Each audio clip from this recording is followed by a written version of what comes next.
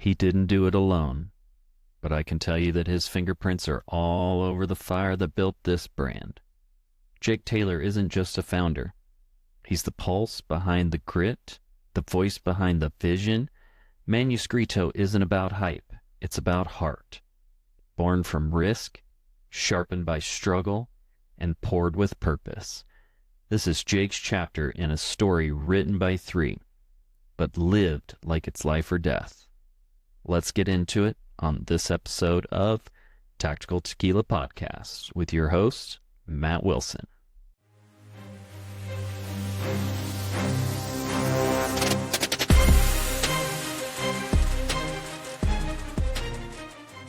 If you enjoy the show, hit the like button, subscribe, and share it to your social media platforms. Thanks for tuning in and enjoy the show. Welcome back, everyone. Matt with Tactical Tequila Podcast here, and on the show tonight, we have a great show planned. Jake Taylor from Manuscrito is the one who will be on the podcast. Jake Taylor doesn't just make tequila, he carves it out of grit and fire. One of the forces behind Manuscrito, he's not wired for comfort or convention. Rules weren't made for him, and comfort sure as hell doesn't cut it. This is the voice behind the bottle, and he's got stories that don't come with a chaser. Jake, welcome to the show. Appreciate your time and welcome. Thank you. Appreciate you having me. So I've been wanting to connect, and it was awesome meeting you.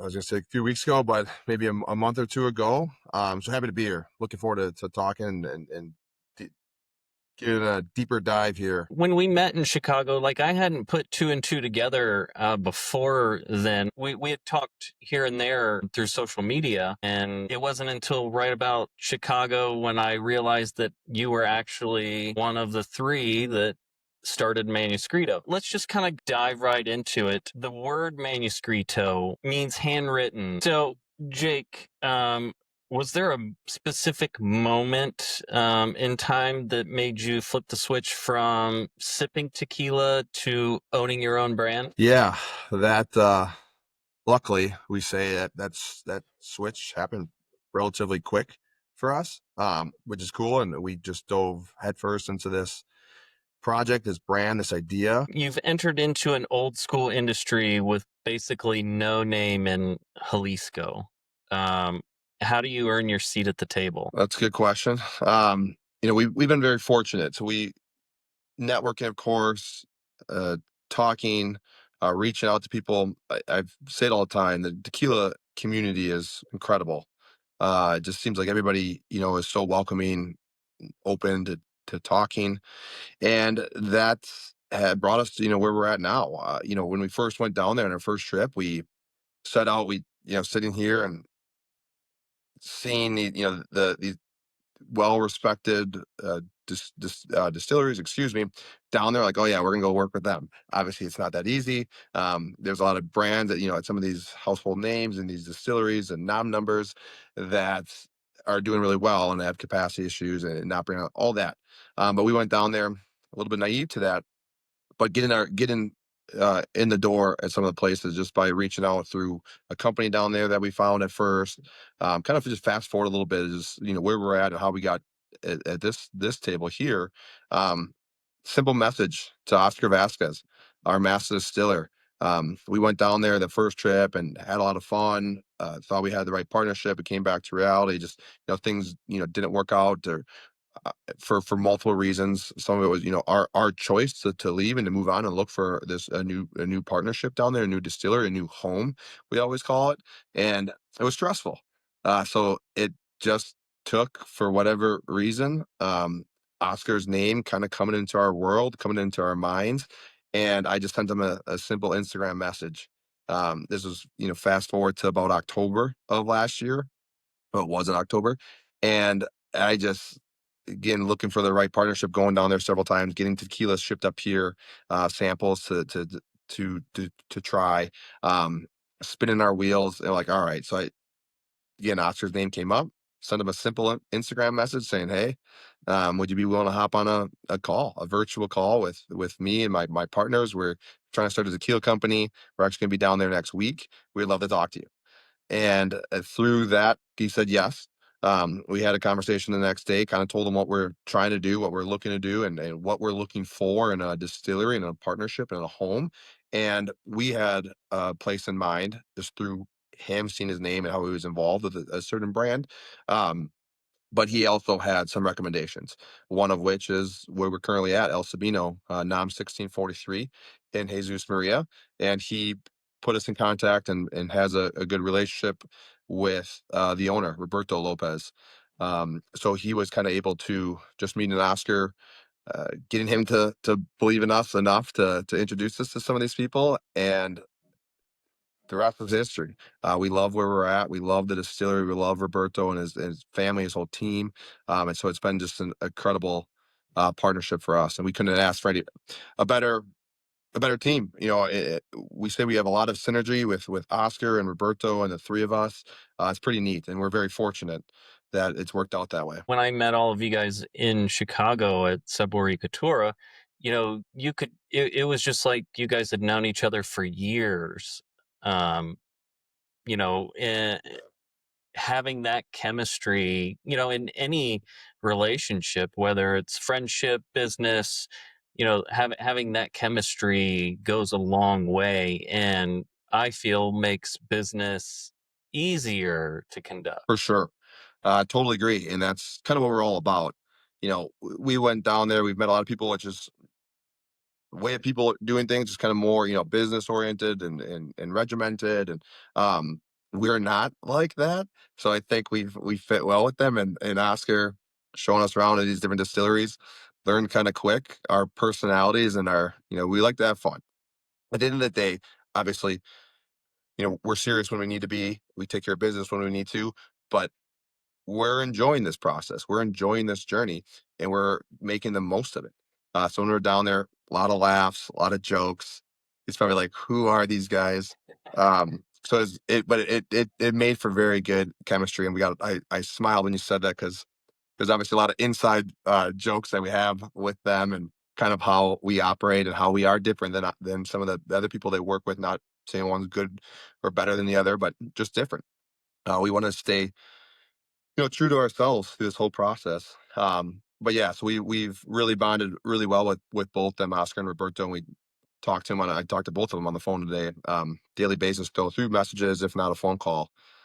So it's been very cool. So, what lines did you draw early that said this brand sells a soul as opposed to shortcuts?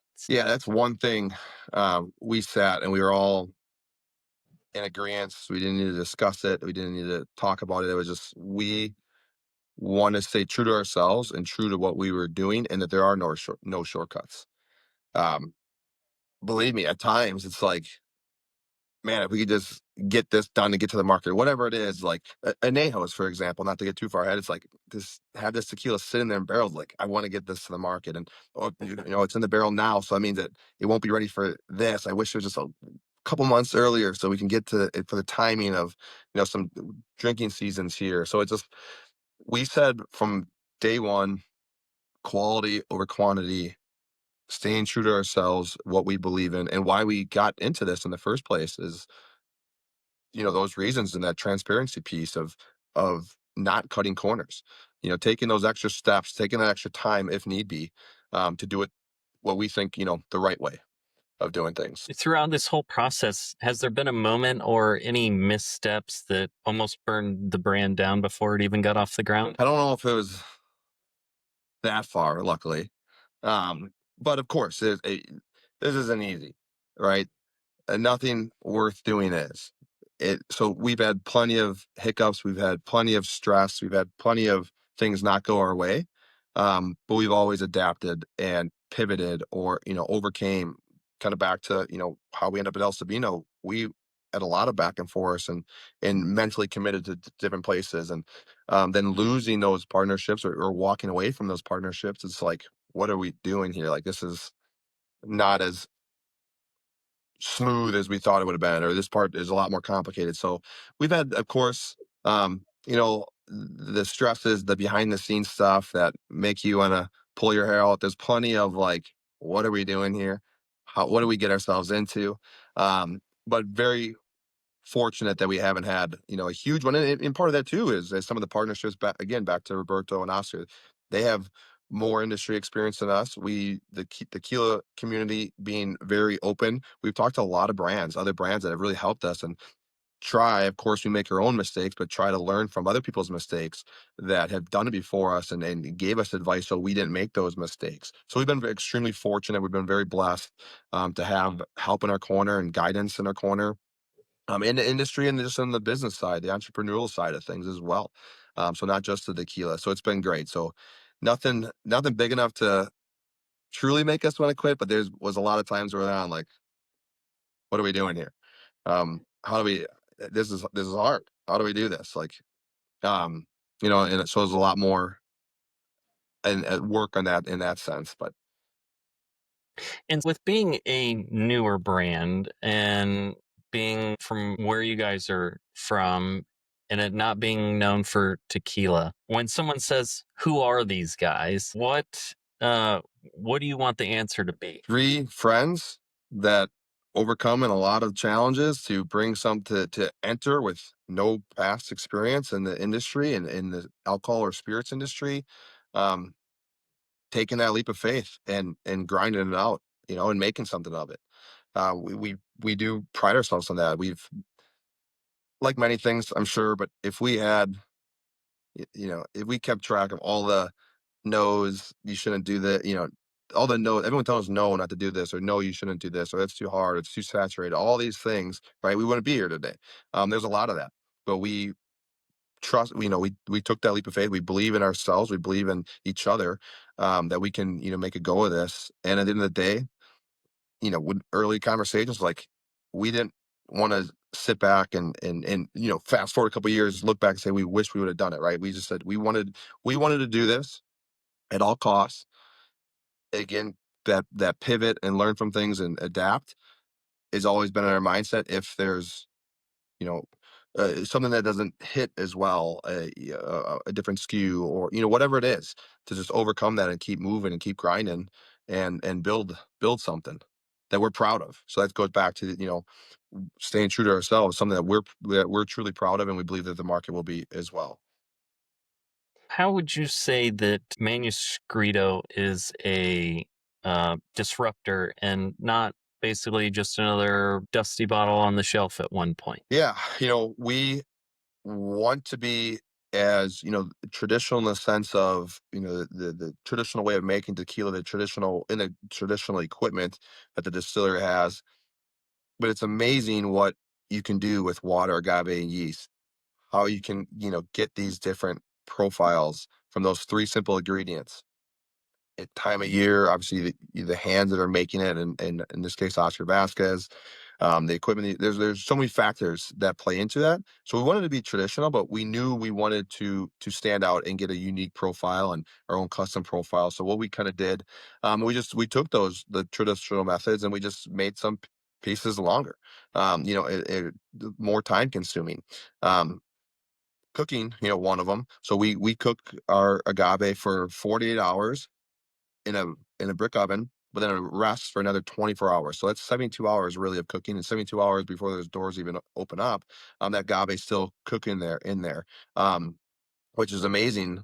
The difference, you can taste the difference between, you know the long, low, slow cooked versus a higher, maybe pressure in an autoclave, or a higher temperature, shorter cook. You can feel it in the agave. You can taste it from the agave.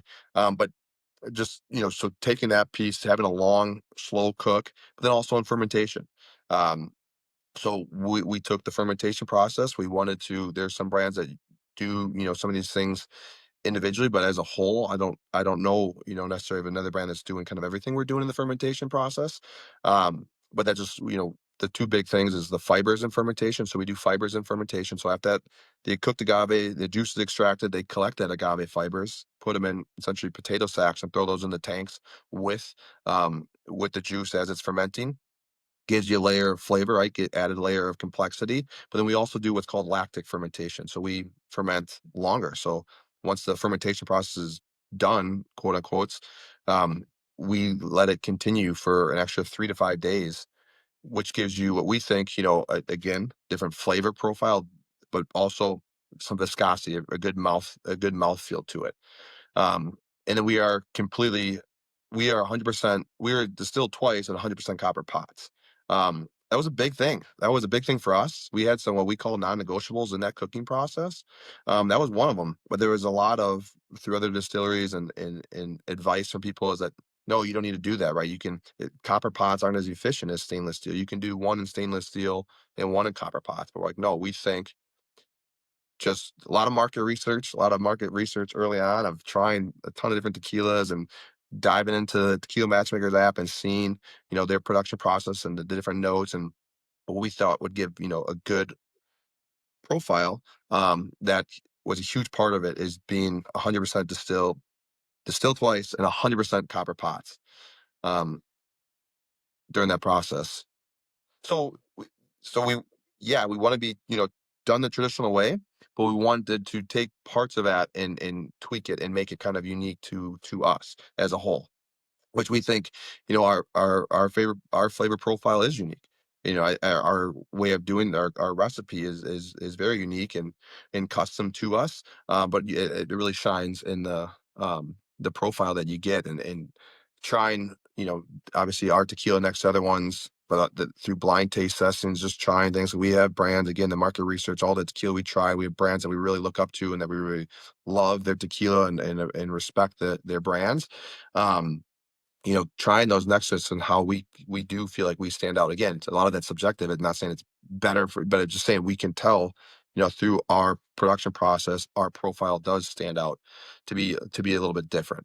A huge thing then, going forward, another way you can be very innovative in this space is through barrels. There's a lot going on in tequila world with the repos and anejos and all the barrels that can be had with types of wood, what was in them before them, right? How many times have they been used? There's so much you can do there. Um, so we do have plans, not to get too far ahead, but we do have plans to kind of be innovative in that space as well, going forward here. When someone tries Manuscrito for the first time, whether it's the high proof or the Blanco, what do you want them to feel? Do you want them to feel heat, heritage, or is it just a gut punch with purpose? Yeah, well, definitely heritage. We want them to feel the quality. Something Oscar's always said all along, so I'll steal it from him and I'll plagiarize him a little bit, and I cannot say it, as eloquently as he can, but at the end of the day, a lot of this is subjective, right? We want to have a tequila that we think everyone will enjoy. Maybe some will enjoy it more than others, but something that everyone that would enjoy it, but they'll see and can taste that, hey, this is quality, right? It might not be there. Maybe they like more earthy, maybe they like more spice, whatever it is, but they can taste that it's made the right way and made with quality. So we wanted that to shine in every taste. So we think, we get in the Highlands there, the property is incredible. The agave is very rich and vibrant, gets you a very sweet agave. So we think we got a lot of sweet agave notes in there and just a good balance of, especially in our Blanco, that it's not. So our Blanco is a little bit overproof. It's 85 proof. The market norm, if you will, is the 80 proof, so 40% alcohol. We're 42 and a half. We don't think it drinks like that, and most people don't realize that it's not harsher or more alcohol tasting, but you just get a lot more boldness, a lot more flavor shining through in that process, in that profile. I agree. But I get a lot of minerality off of it, and everyone's palate is different. But I love an agave forward and a mineral forward tequila. I also love the malolactic tequilas. They get that little funkiness to them. But I think you have a phenomenal product, and I'm looking forward to seeing where you guys head in the next 5 years, because honestly, the way that I seen everyone interact and react to your product in Chicago at the event, it's on the upward scale in my opinion. Thank you. It's been very humbling and very awesome. It's to create something, to build, to make this brand, create this brand, and get it to the market. There's a lot of nerves there. There's a lot of, like, of course we believed in the product and why we we're at a lot of different distilleries looking for the right partnership. We wanted the juice to stand out, and we wanted to not just put our name on a bottle and sell it, right? We wanted to truly believe in our product. So we did truly believe in our product, but going to the market and getting the feedback, it's like there's a little bit of nerves there. It's like you created this thing. We say it's our baby. To bring it to the real world, there was a lot of nerves there. And we are, take a lot of pride, and again, very humbling some of the positive feedback that we have been receiving, even prior to getting into the market and stuff with different awards, and that we just happened to luckily get in and be accepted and win those. So it was great early on, market validation, something we take pride in, but that fuels us to keep going and to keep doing these projects through other SKUs, right? Again, back to the barreling, I can do different um, expressions, and within those expression categories, do it a different way each time, or a different time, or have one-off single releases, limited releases, all those things. So it really, lit even more of a fire in us to keep going and to keep bringing something to the market that we think that people will enjoy. If your tequila could talk, what chapter would you say that it's going to talk about first? I would Well, it would have to start with chapter one. It's got to start in the front of the book, so it's got to start at chapter one. But after, where we're at now with our chapter one is our Blanco, again, the 85 proof. Our chapter two is a high proof. It's 103.1 proof, so 51.55% alcohol.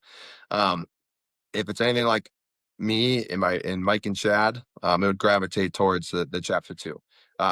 We, again, from Wisconsin, a lot of high proof beers here, but obviously the brown spirits, the bourbons, a lot of consumers like that. We're the same way. So we always kind of gravitated, getting into this, that we liked higher proof. We liked a lot of higher proof tequilas.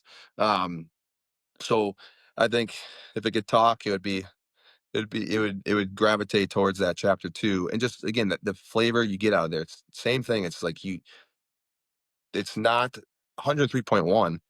It's not like some people are intimidated. I use the word intimidated when we're trying to people and or getting people to try it because they're like, well, that's too high. I've never drank that high proof tequila. It's like it doesn't drink that way. There's It's just so much flavor. I feel like you get a lot of flavor there, and even more complexity there, but it doesn't drink harsh. It doesn't. It's warmer, right? It's hotter, being that higher proof, but it's not harsh. Where people like can't drink it. Most people do try it and love it.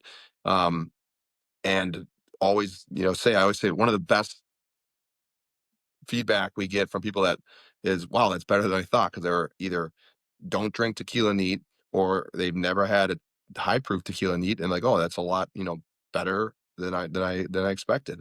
So just getting people to try that liquor to lips, kind of gravitate towards that chapter two and all the different flavors, all the different layers of complexity you get out of it. Kind of moving on into industry, what is one part of the industry that just straight up makes your blood boil? I would say transparency. A lot of fun. Obviously, right now there's a lot going on in the tequila world, with some lawsuits from every angle. It seems like, but within brands, there's a lot behind the scenes that goes on. So I think transparent, but I don't have the answer. I don't have the answer. I think how tequila is regulated, it needs to be there, right? There needs to be some sort of form here. So I don't have the answer what that is, but it's just, to us, it's just staying true to ourselves. Just that transparency piece.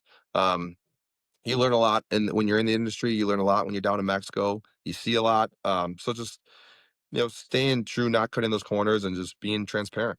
And that's what we want to do. And that's why, we can't put everything on the bottle, but on the back of our bottle, we like to have kind of a little bit of our notes, our cooking process detailed there.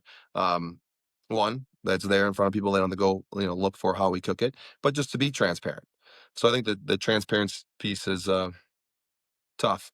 And yeah, I guess I'll stop there, but it's just that transparency piece that can make that blood boil sometimes.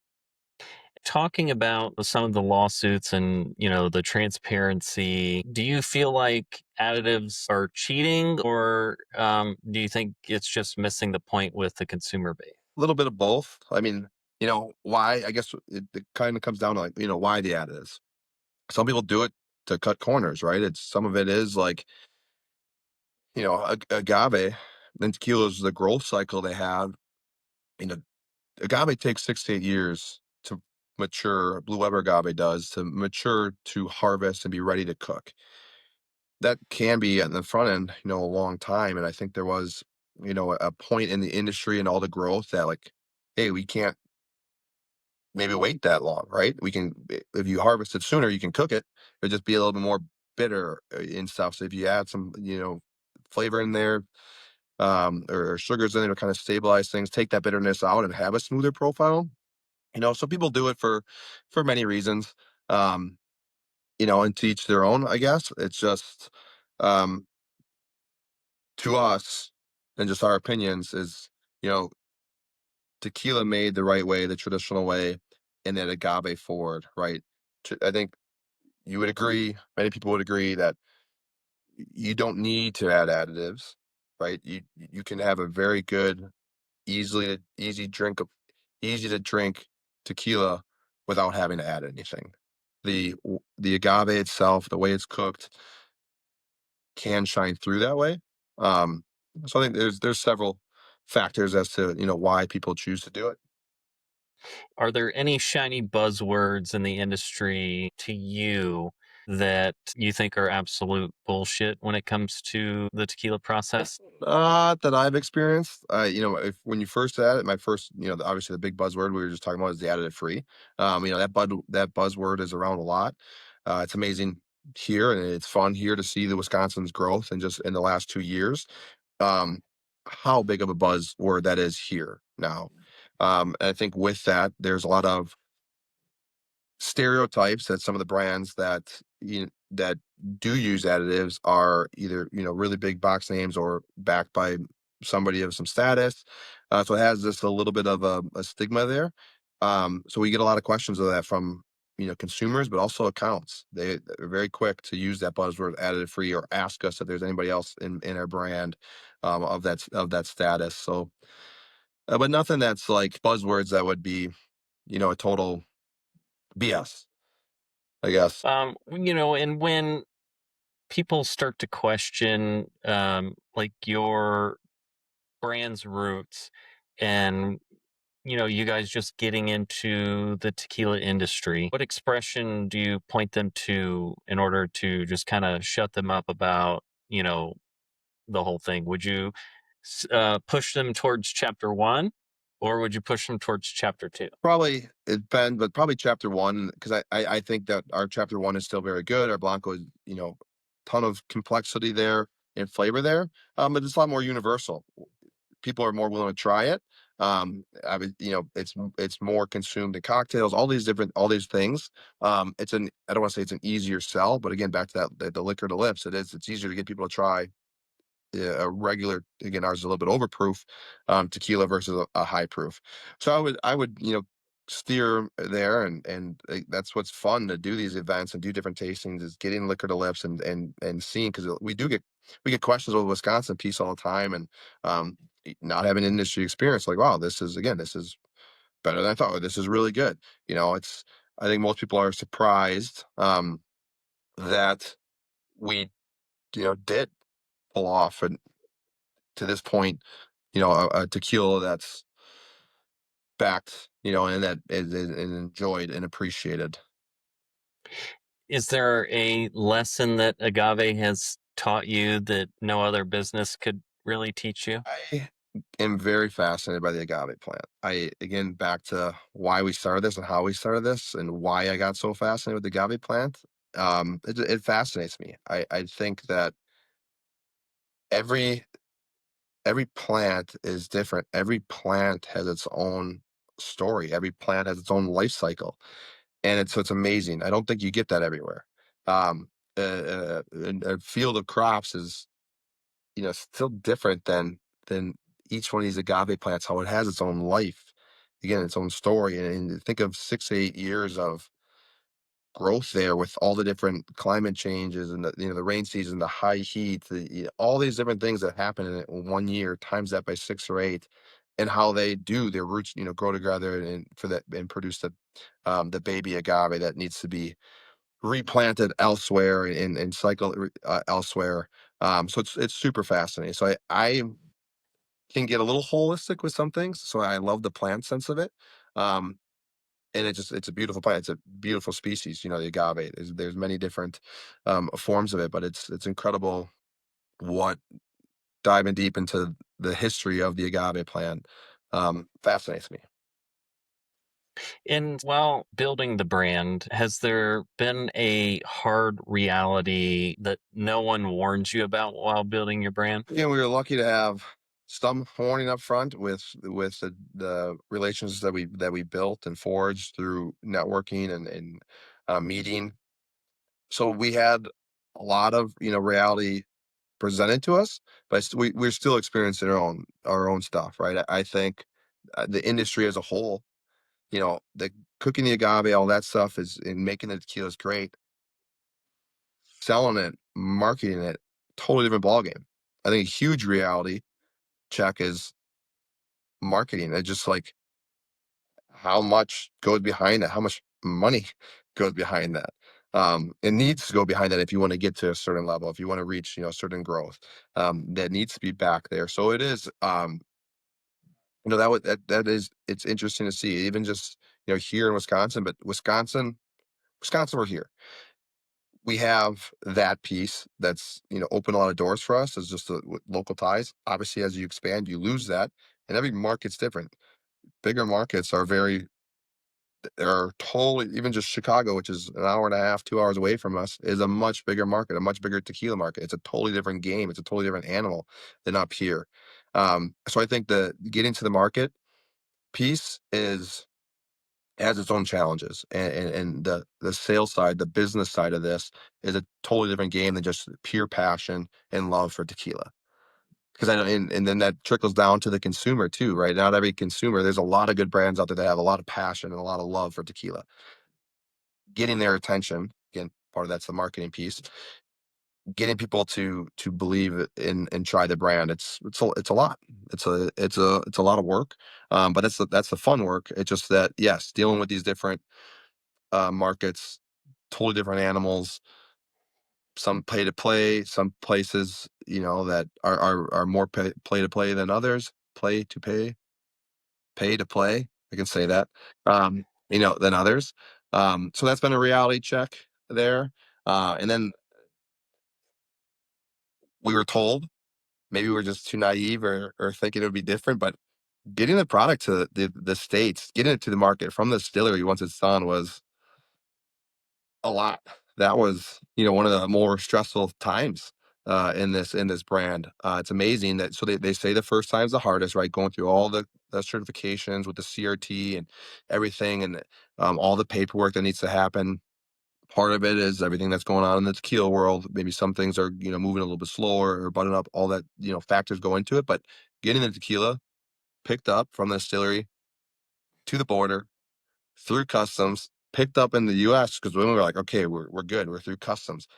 It should be simpler now. No, it wasn't. And getting it from the border to our warehouse up here was a huge reality check for us. Now we hoping that gets smoother now that we've got all that paperwork done, right? We're in the market, all those things.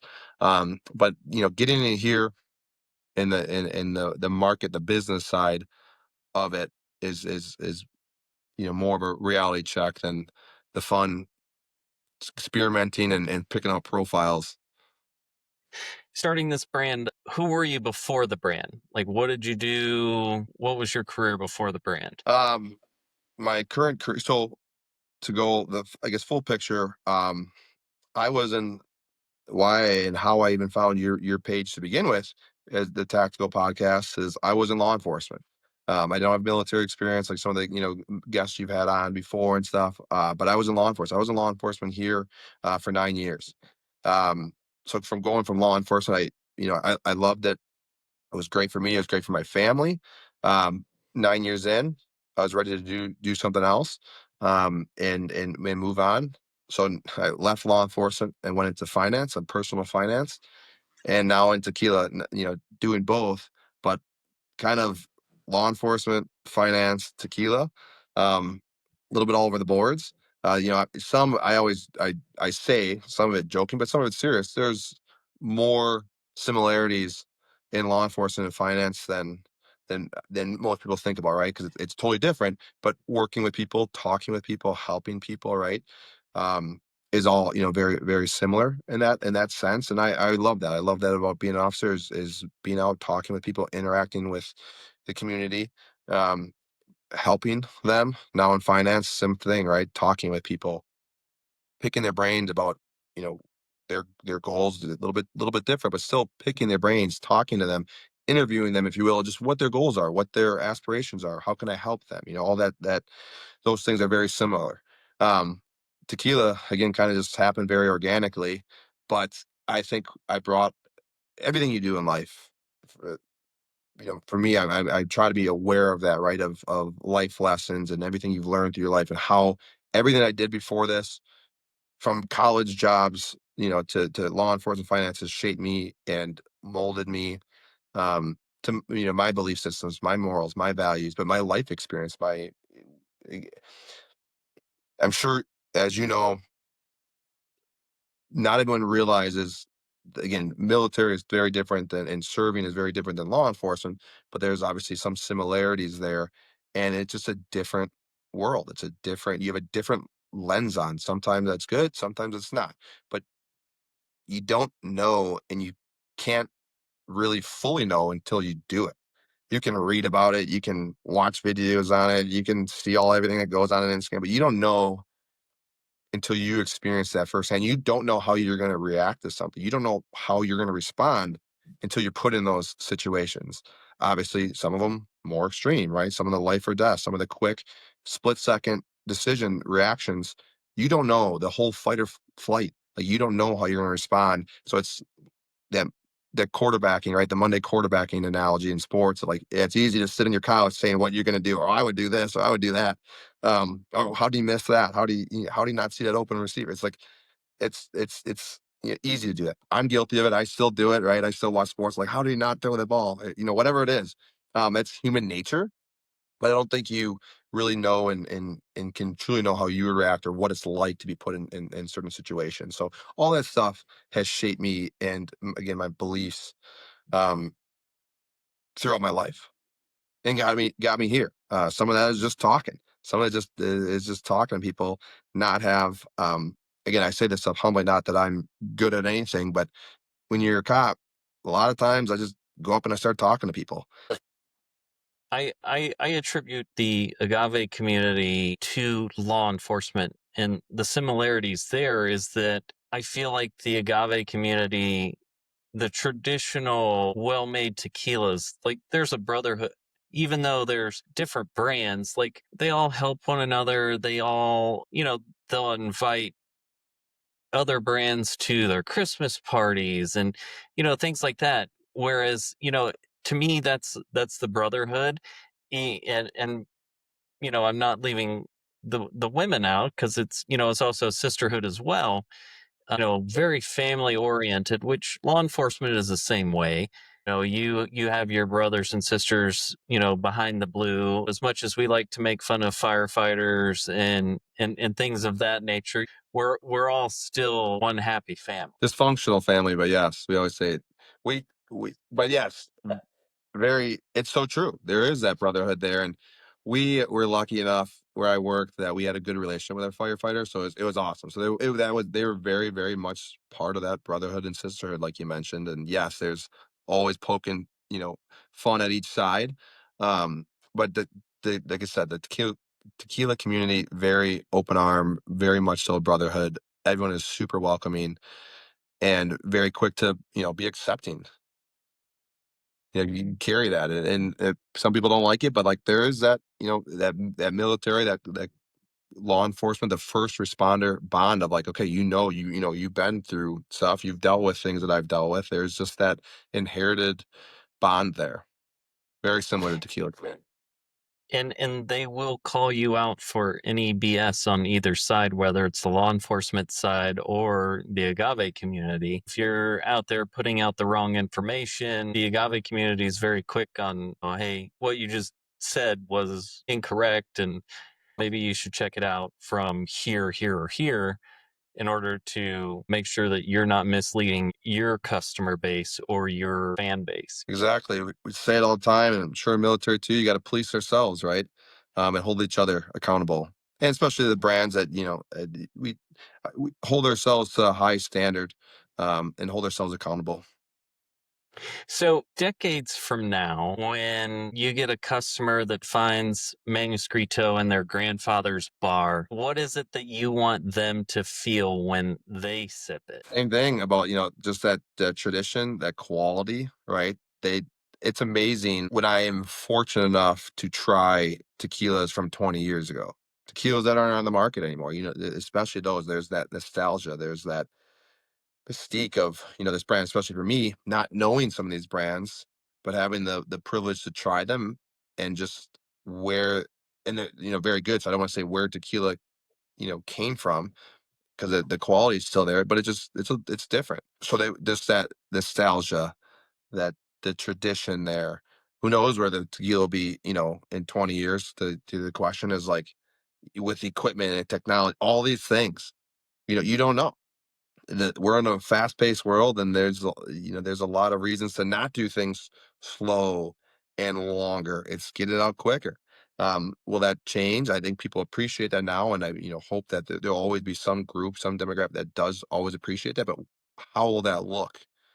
You know, so especially as brands grow and become bigger, and all these things, just that, wow, to try it again, especially if someone were to get a first batch of chapter one 20 years from now, um, how cool that would be. I stored some away to hopefully, try, and I don't know if I can last 20 years before trying that, but um, that tradition, that heritage, and that nostalgia of a first brand, especially a brand that is growing back. Wow, this is the first batch they ever made. How cool is that? And that they would appreciate that. When you have some of the older bottles, and just to throw a brand out there, Herradura.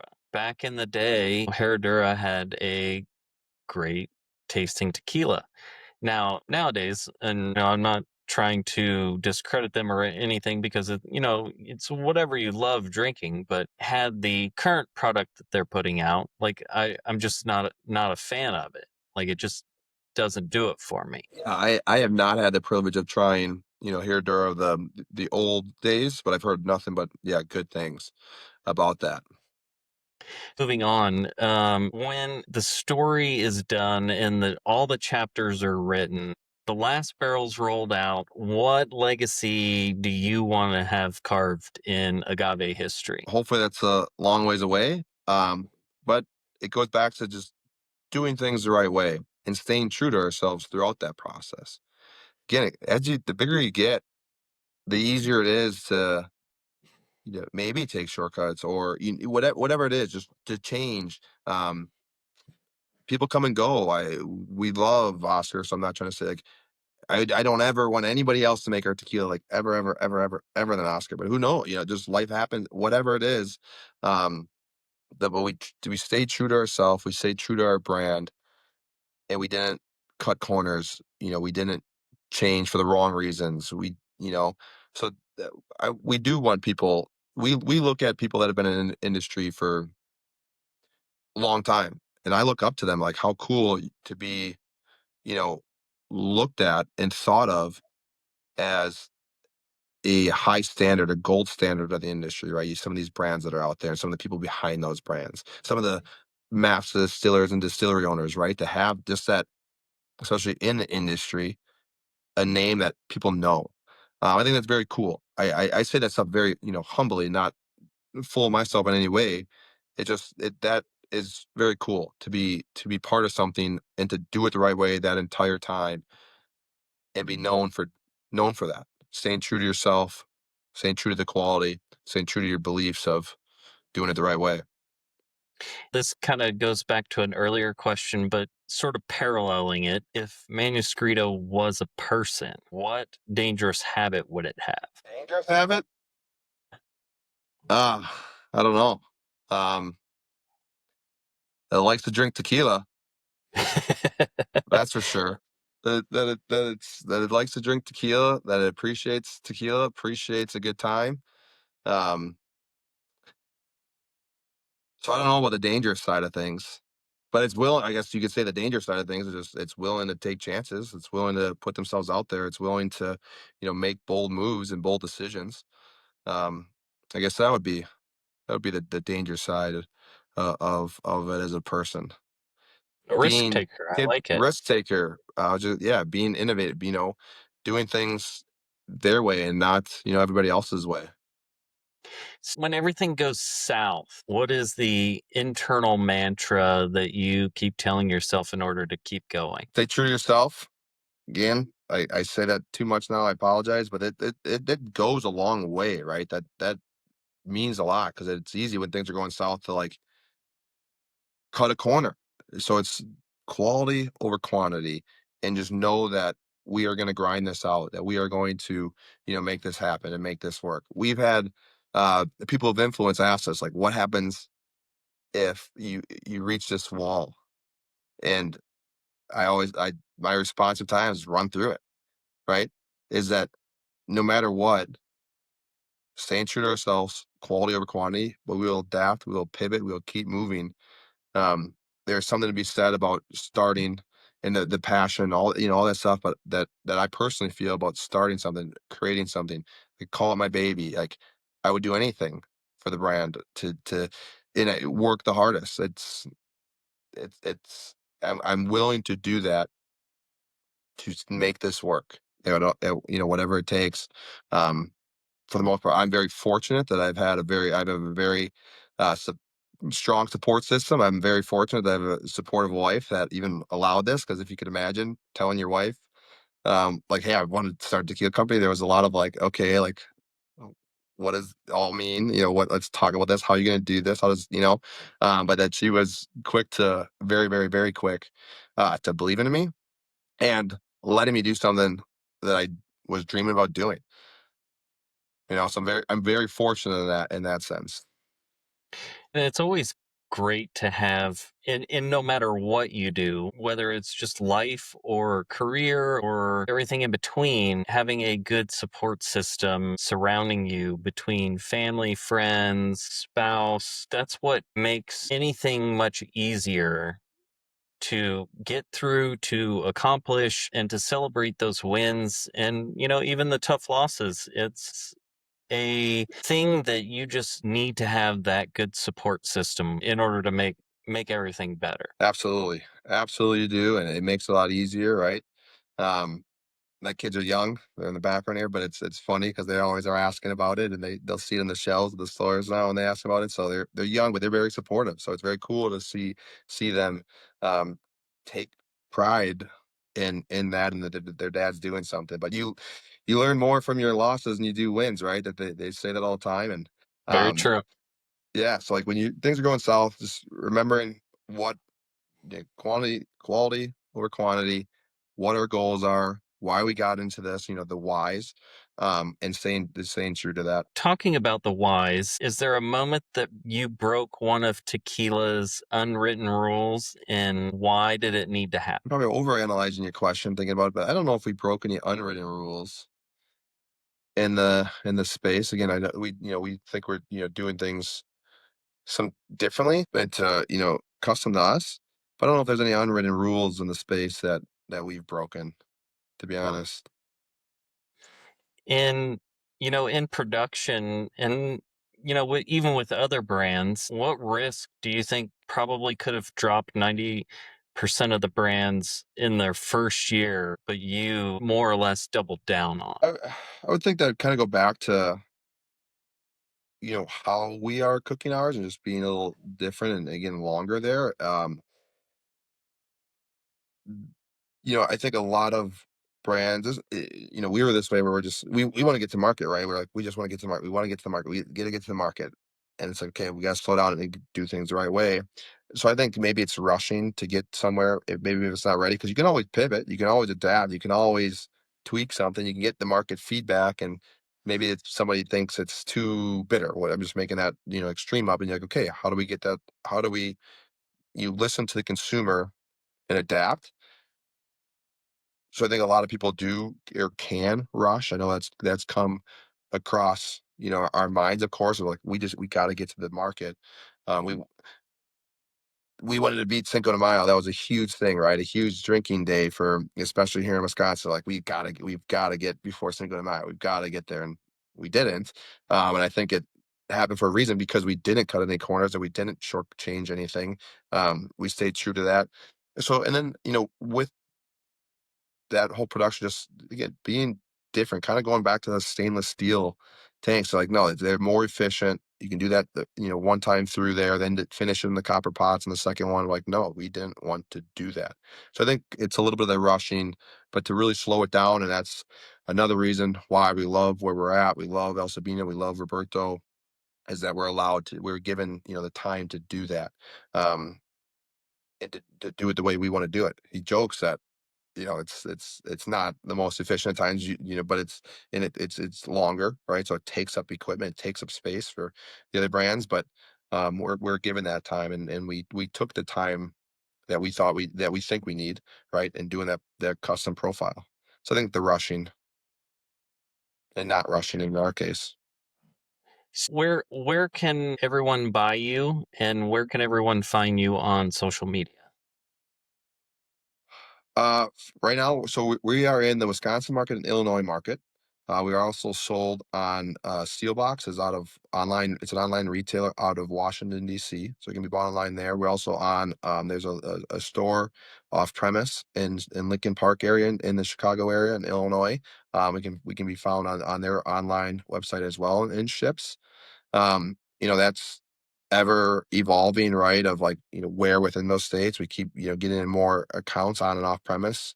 And we have plans to expand to more states. So we're in talks with several other states, and being in those markets. Again, some of those come with much bigger animals than others, but they're all different animals, and every state has their own laws. So we're trying to do that, is and navigate that as best as we can, and we think, and leaning on people, but doing it organically, not spreading ourselves too thin, right out the gates here. And because it's amazing, we've only been in the market for a month, um, and of that month, a whole week was their distributor didn't even have the product, because they sold out of the pallets and had to get more from the warehouse, and it was around the 4th of July, so there was delays, things were closed, and um, so yeah, we'll be expanding.